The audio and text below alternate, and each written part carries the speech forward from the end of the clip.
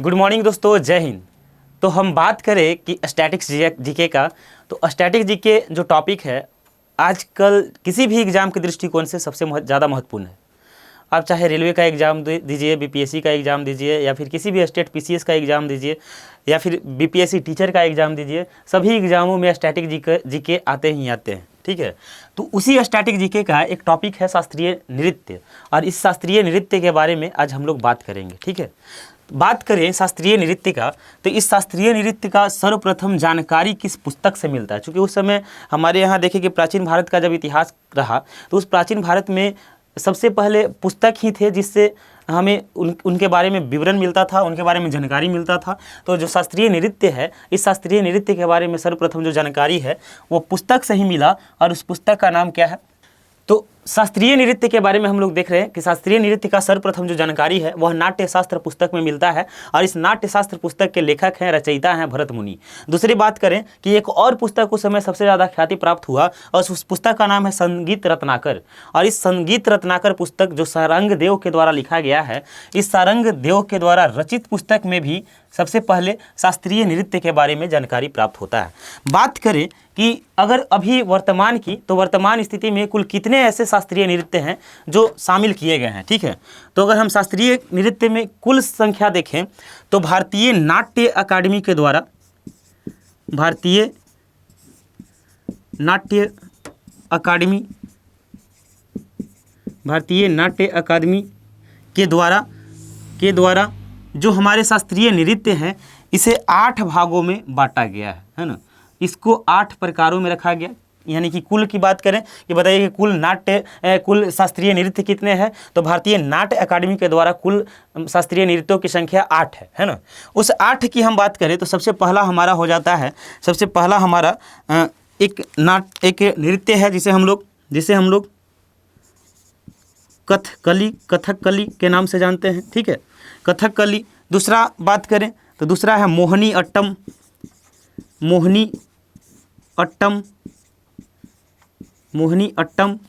तीसरा बात करें मोहिनी अट्टम के अलावा तो तीसरा है भरतनाट्यम।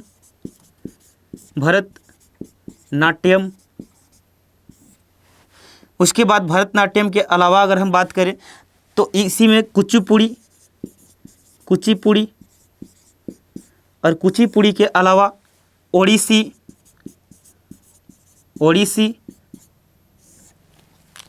ठीक है, ओडिसी के अलावा हम लोग देख लें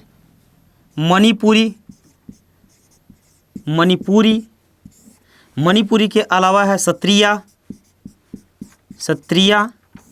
और कथक। ठीक है, तो कुल जो शास्त्रीय नृत्य हैं उसकी संख्या 8 है। ठीक है, एक हमारा है कथकली, है ना, एक हो गया कथकली, एक हो गया मोहिनी अट्टम, एक हो गया भरतनाट्यम, एक हो गया कुचिपुड़ी, एक हो गया ओडिसी, एक है मणिपुरी, एक है सत्रिया और एक है कथक। ठीक है, तो कुल 8 नृत्य हैं जिन्हें शास्त्रीय नृत्य का दर्जा दिया गया है। ठीक है, बात करें कि जो कथकली नृत्य है, यह कथकली किस राज्य का नृत्य है? मुख्य रूप से तो यह केरल राज्य का नृत्य है ना। यह मुख्य रूप से हम बात करें तो यह केरल राज्य का नृत्य है। ठीक है, मोहिनी अट्टम की बात करें तो मोहिनी अट्टम भी केरल राज्य का नृत्य है। भरतनाट्यम की बात करें तो भरतनाट्यम तमिलनाडु का नृत्य है। मुख्य रूप से तमिलनाडु राज्य में भरतनाट्यम नृत्य किया जाता है। उसके बाद कुचिपुड़ी की बात करें तो यह आंध्र प्रदेश का नृत्य है। उसके बाद ओडिसी की बात करें तो यह उड़ीसा राज्य का नृत्य है। ठीक है, और मणिपुरी की बात करें तो यह मणिपुर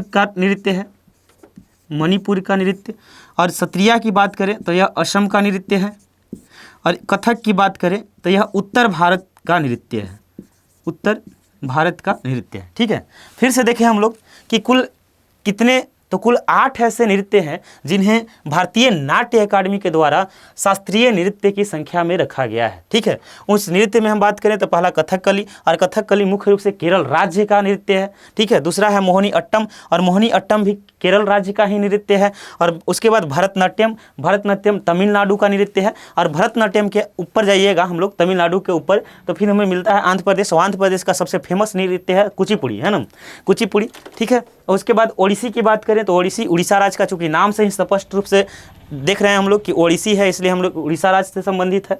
मणिपुर में जो नृत्य होता है उसे हम लोग मणिपुरी के नाम से जानते हैं। और सत्रिया भी फेमस नृत्य रहा जो असम का है, और असम का जो सत्रिया नृत्य है इसे शास्त्रीय नृत्य की संख्या में रखा गया है। और एक कथक को हम लोग उत्तर भारत में जो प्रसिद्ध है, और कथक जो उत्तर भारत का जो सबसे प्रसिद्ध नृत्य है, इसे भी हम लोग शास्त्रीय नृत्य की संख्या में रखते हैं। ठीक है, तो कुल 8 है। अगर हम बात करें, अगर भारत में हम मैप बनाकर देखें, क्योंकि हम मैप से अगर याद करें तो इसे याद करना बड़ी आसान है ना, मैप से याद करना इसे बड़ी आसान है। तो हम लोग मैप बना लेते हैं पहले। ठीक है, और मैप के अनुसार ही हम लोग देख लेते हैं कि कौन कौन सा जो नृत्य है वो किस किस राज्य में प्रचलित है, कौन कौन से राज्य में प्रचलित है। ठीक है, उसके बाद हम बात करेंगे। ठीक है, इधर अगर हम मैप की बात करें,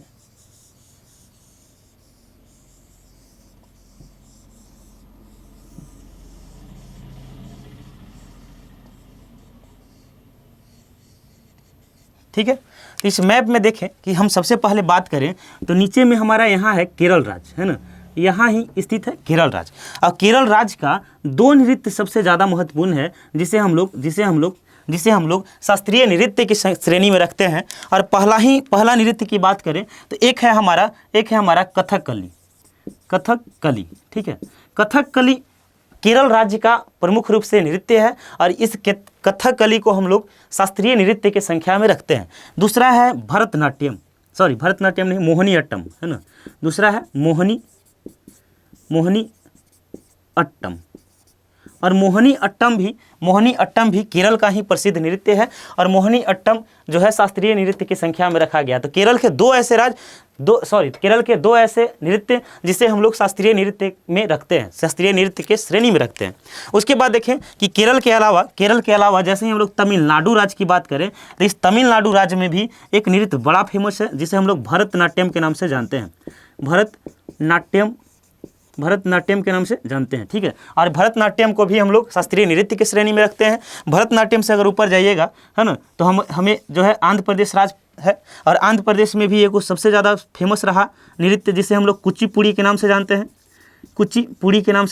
ठीक है, तो हम लोग इसे याद भी कर सकते हैं हमेशा के लिए, है ना, कि कुचिपुड़ी की अगर बात होगा तो आंध्र प्रदेश, है ना, कह देना है कि आंध्र है का जी, दिख नहीं रहा है, कांचा पूड़ी दे रहे हैं, तो कांचा पूड़ी का मतलब कौन सा स्टेट? आंध्र प्रदेश, है ना। तो आंध्र प्रदेश का जो कुचिपुड़ी है वो सबसे ज़्यादा फेमस नृत्य रहा। उसके बाद ऊपर जाएं हम लोग तो उड़ीसा, और इस उड़ीसा में भी एक नृत्य है जो सबसे ज़्यादा फेमस है, और उस उड़ीसा के ही नृत्य को हम लोग ओडिसी के नाम से जानते हैं, है ना, इसे हम लोग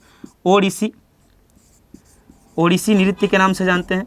और ओडिसी जो नृत्य है यह मुख्य रूप से ओडिशा में होता है, और इसे भी हम लोग शास्त्रीय नृत्य के श्रेणी में रखते हैं। उसके बाद देखें कि हम लोग असम राज्य में चले जाएं, है ना, उसके बाद हम लोग असम राज्य में जाएं। ठीक है, असम राज्य में एक नृत्य है जो सबसे ज़्यादा फेमस है, और इसे हम लोग सत्रिया के नाम से जानते हैं, सत्रिया नृत्य के नाम से जानते हैं। और इस सत्रिया नृत्य को भी शास्त्रीय नृत्य के श्रेणी में रखा गया है। और उसके बाद एक और मणिपुर स्टेट, है ना, मणिपुर, और मणिपुर का जो नृत्य है उसे हम लोग मणिपुरी के नाम से जानते हैं, मणिपुरी के नाम से जानते हैं। तो चूंकि मैप के अनुसार अगर हम चलें तो फिगर के अनुसार स्टेट बाय स्टेट लोकेशन देखते हुए हमें याद जल्दी हो जाएगा। ठीक है, उसके बाद देखिए कि उत्तर भारत का भी एक नृत्य जो सबसे बड़ा फेमस हुआ, है ना, इस उत्तर भारत के हम नृत्य की बात करें तो इस उत्तर भारत का जो नृत्य है उसे हम लोग कथक के नाम से जानते हैं, कथक, है ना।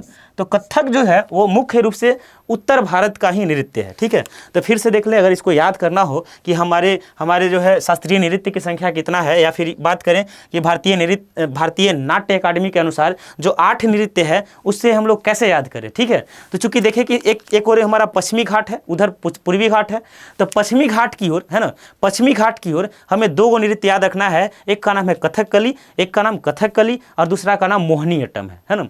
कथकली और मोहिनीअट्टम। तो कथकली और मोहिनीअट्टम किस एरिया में? तो पश्चिमी तट पर, और पश्चिमी तट में सबसे नीचे यानी कि केरल वाले राज्य में, ठीक है। ऊपर जैसे ही हम जाते हैं तो इस साइड में यानी पूर्वी तट की ओर, तो पूर्वी तट में हमें सबसे पहले तमिलनाडु राज्य मिलता है, और उस तमिलनाडु का एक नृत्य सबसे ज़्यादा फेमस है जिसे हम लोग शास्त्रीय नृत्य के श्रेणी में रखते हैं, और उसका नाम है भरतनाट्यम।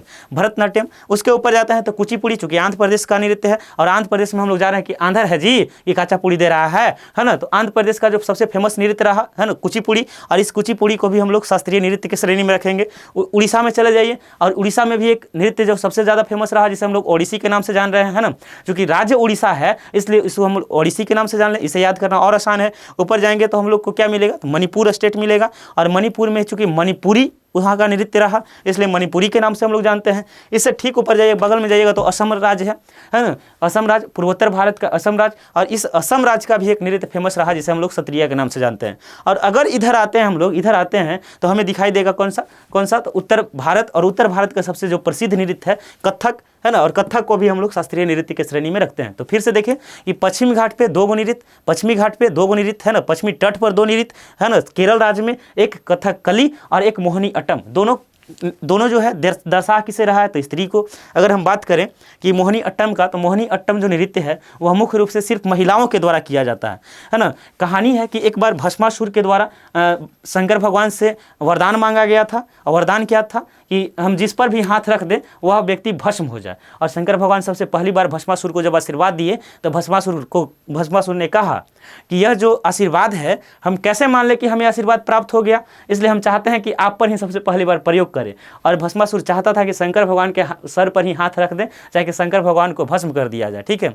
इसी दरमियान शंकर भगवान आगे की ओर बढ़ रहे होते हैं, भाग रहे होते हैं बचने के लिए, है ना। इसी बीच में विष्णु भगवान आते हैं, और विष्णु भगवान ने मोहिनी का अवतार लिया, और मोहिनी के अवतार के बाद, है ना, भस्मासुर खुद के ही सर पर हाथ रख लिया और भस्मासुर का अंत हो गया, ठीक है। तो यहाँ से ही जो मोहिनीअट्टम जो है, मोहिनी का जो रूप धारण करना, इसमें स्त्रियाँ जो है सबसे ज़्यादा अच्छा वेशभूषा पहनती है ना, काफ़ी सुंदर दिखती हैं। इसी के सबसे मुख्य कलाकार की बात करें तो बहुत सारे कलाकार हुए, जिसमें जया प्रदा का नाम आता है, जिसमें हेमा मालिनी का नाम आता है, ठीक है। तो एक कथकली और एक मोहिनीअट्टम जो पश्चिमी तट पर केरल राज्य में सबसे ज़्यादा मशहूर हुए, है ना। उसके बाद पूर्वी तट में हम जैसे ही आते हैं तो पूर्वी तट में सबसे नीचे तमिलनाडु है, और तमिलनाडु का सबसे फेमस नृत्य रहा भरतनाट्यम। उससे ऊपर जाते हैं तो आंध्र प्रदेश का सबसे फेमस नृत्य है कुचिपुड़ी, फिर ओडिसी, और फिर मणिपुरी। चूँकि मणिपुरी हम देख रहे हैं ना, तो 2 गो राज्य है जो पश्चिमी तट की ओर केरल राज्य में, और 3 गो नृत्य है जो पूर्वी तट में, है ना। एक तमिलनाडु में, एक आंध्र प्रदेश में, एक उड़ीसा में, ठीक है। बाकी जो 2 गो हम नृत्य देख रहे हैं वो पूर्वोत्तर भारत का नृत्य है, और पूर्वोत्तर भारत में एक मणिपुरी और एक सत्रिया, और बीच में है हमारा कथक, है ना। पूरा अगर हम बात करें कौन सा हिस्सा का, तो उत्तर भारत का, तो उत्तर भारत में कथक नृत्य सबसे ज़्यादा फेमस रहा, ठीक है। तो एक हिस्सा तो ये हुआ कि इस तरह से हम इसे याद कर सकते हैं, ठीक है। देखिए, तो सबसे हम प्राचीन, अगर इन जितने भी शास्त्रीय नृत्य देख रहे हैं, इन सारे शास्त्रीय नृत्य में जो सबसे प्राचीन शास्त्रीय नृत्य रहा है उसे हम लोग भरतनाट्यम के नाम से जानते हैं, ठीक है। अगर हम इस भरतनाट्यम को अगर हम 2 भागों में बांटें तो हम इस तरह से कह सकते हैं कि भरतनाट्यम एक भरत और एक नाट्यम, है ना, नाट्यम से बना है, ठीक है। इस नाट्यम का जो मतलब है, इसे हम लोग नृत्य कहते हैं। नाट्यम का मतलब क्या है? तो नाट्यम का मतलब यहाँ नृत्य है। और यहाँ जो भरत दिख रहे हैं, इसमें भाव का अर्थ है भाव दिखाना, भाव प्रदर्शित करना, ठीक है, भाव को प्रदर्शित करना। और यहाँ जो आप र देख रहे हैं, इस र का जो अर्थ है, इस र का अर्थ है राग को व्यक्तित करना, राग, है ना, राग। और यहाँ जो त है, और इस त का जो मतलब है ना, इस त का मतलब है ताल से, है ना, इस त का मतलब है ताल से, ठीक है। तो 3 जो शब्द देख रहे हैं कि भरत, उसमें एक भाव प्रदर्शित करना, राग और ताल। अगर आप नृत्य कर रहे हैं तो इस नृत्य में आपको ज़रूरत पड़ेगा राग का, है ना, कि कोई अच्छा सा राग बजना चाहिए, और साथ ही साथ उस राग पर ताल बजना चाहिए। और जब राग पर ताल बजते हैं तो जो नृत्य करने वाले व्यक्ति हैं उनके चेहरा पर भाव प्रकट हो जाता है, इसलिए इस नृत्य का जो नाम है वह भरतनाट्यम रखा गया, ठीक है। तो भरतनाट्यम उत्तर भारत सॉरी प्रायद्वीपीय भारत में, है ना, प्रायद्वीपीय भारत में तमिलनाडु का सबसे फेमस नृत्य है जिसे हम लोग शास्त्रीय नृत्य के श्रेणी में रखते हैं। और यही जो भरतनाट्यम है यह भारत का, है ना, यह भारत का सबसे प्राचीन नृत्य है ना, सबसे प्राचीन नृत्य है। तो बात है कि भारत का जो सबसे प्राचीन नृत्य कौन है, तो भारत का सबसे प्राचीन नृत्य भरतनाट्यम है। और भरतनाट्यम में हम लोग देखे भी कि एक भरत और एक नाट्यम, है ना। भरत का मतलब क्या था, तो भाव को प्रदर्शित करना, राग व्यतीत करना और ताल को रखना, है ना। अगर आप नृत्य करने वाले हैं तो अगर आपके पास राग ना हो और उस राग पर ताल ना बजे तब तक आपके चेहरा पर भाव प्रदर्शित नहीं होते हैं। और जब भाव है, राग है, ताल है, तभी हम लोग अच्छी तरह से नृत्य कर पाते हैं, ठीक है। इसलिए हम लोग इस जो भरतनाट्यम है इसे हम लोग शास्त्रीय नृत्य की श्रेणी में रखते हैं, ठीक है। देखिए भारत में जितने भी नृत्य देखते हैं आप, है ना, उसे हम लोग दो श्रेणी में रख सकते हैं। एक तो हो गया हमारा शास्त्रीय नृत्य, है ना, एक हो गया हमारा शास्त्रीय नृत्य, ठीक है। और एक हो सकता है एक है हमारा, अगर भरसज की बात करें तो एक हमारा है लोक नृत्य, है ना, एक लोक नृत्य, ठीक है। तो भारत में हम लोग नृत्य को दो श्रेणी में रख सकते हैं, एक शास्त्रीय नृत्य और एक लोक नृत्य, ठीक है। तो हम लोग देखें कि जो शास्त्रीय नृत्य था वो मुख्य रूप से 8 है, ठीक है। एक और छऊ को भी एक और नृत्य है जिसे हम लोग छऊ के नाम से जानते हैं, है ना। छऊ जो नृत्य है, इस छऊ नृत्य को भी शास्त्रीय नृत्य के श्रेणी में रखा गया है, ठीक है। अगर हम बात करें कि भारतीय नाट्य अकादमी के द्वारा तब तो 8 है ना, लेकिन अगर संस्कृति मंत्रालय के अनुसार आ जाए कि बताइए कि संस्कृति मंत्रालय के अनुसार शास्त्रीय नृत्यों की संख्या कितना है, तब यहाँ पर हो जाएगा 9, है ना। क्योंकि छऊ जो नृत्य है, इस छऊ नृत्य को भी शास्त्रीय नृत्य का दर्जा दिया गया है संस्कृति मंत्रालय के द्वारा, ठीक है। और इस छऊ नृत्य की बात करें तो यह मुख्य रूप से 3 राज्य में प्रसिद्ध नृत्य है। और 3 राज्य कौन, तो एक राज्य है हमारा, एक राज्य है झारखंड, एक है नाम झारखंड राज्य में यह प्रसिद्ध है। उसके बाद एक और राज्य है झारखंड के बगल में पश्चिम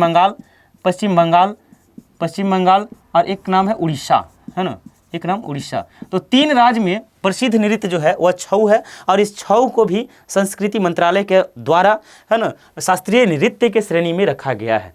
लेकिन हम बात करें लोक नृत्य का, है ना, अगर हम बात करें लोक नृत्य का, तो यह लोक नृत्य जो है भारत में प्रत्येक राज्यों का लोक नृत्य अलग अलग है ना। लोक नृत्य की अगर हम बात करें तो यह जो लोक नृत्य है मुख्य रूप से खुशी पर जाहिर किया जाता है। खुशी, जैसे कि किसी के यहाँ शादी विवाह का कार्यक्रम चल रहा हो, बर्थडे पार्टी का कार्यक्रम चल रहा हो, तो ऐसे स्थिति में लोग खुशी जाहिर करने के लिए नृत्य करते हैं। खुशी हो या फिर अगर धान की कटाई हो, धान की बुआई हो, तो इन परिस्थितियों में जो नृत्य किया जाता है उसे हम लोग लोक नृत्य के नाम से जानते हैं, ठीक है। लोक नृत्य जैसे खुशी प्रदर्शित करना, जैसे अब अभी देख रहे हैं कि भारतीय जो विवाह होते हैं उस विवाह में सबसे ज़्यादा फेमस है नागिन डांस, है ना। नागिन डांस जो है खूब फेमस रहा। तो इस नागिन डांस को क्या हम शास्त्रीय नृत्य के श्रेणी में रखेंगे, है ना? क्यों नहीं रख सकते? क्योंकि यह खुशी जाहिर करने के लिए है, ठीक है। इसको समझने से पहले हम लोग ये देख लें कि जो शास्त्रीय नृत्य है, शास्त्रीय नृत्य को जब किया जाता है तो इसमें शरीर के किसी भी भाग को, है ना, शरीर के एक भाग को, है ना, एक भाग को म्यूजिक के अनुसार दर्शाना होता है, भाव प्रकट करना होता है। जैसे अगर सिर्फ अगर आँख के भाव को हिलाना है, है ना, तो सिर्फ आँख के भाव को ही हिलाना होता है, ठीक है। अगर आँख को चारों ओर घुमा देना है तो मूड़ी नहीं हिलना चाहिए, सिर्फ आँख गोले गोले घूमना चाहिए, ठीक है।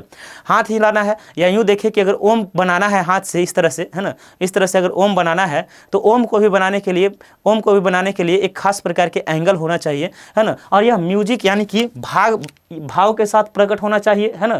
तो इस प्रकार से जो प्रकट हो रहे हैं शरीर के अंग को हम भाव के अनुसार प्रकट कर रहे हैं, तब उसे हम लोग शास्त्रीय नृत्य कहेंगे। लेकिन अगर लोक नृत्य की बात करें तो किसी भी खुशी के त्यौहार में, जैसे शादी का विवाह, हैप्पी बर्थडे वाला मैटर, किसी भी प्रकार का हो, अगर उसमें अगर डांस हो रहा है कि शरीर के किसी भी अंग को आप जैसे मन तैसे हिला रहे हैं, है ना, तब वैसे नृत्य को हम लोग लोक नृत्य के श्रेणी में रखते हैं, ठीक है।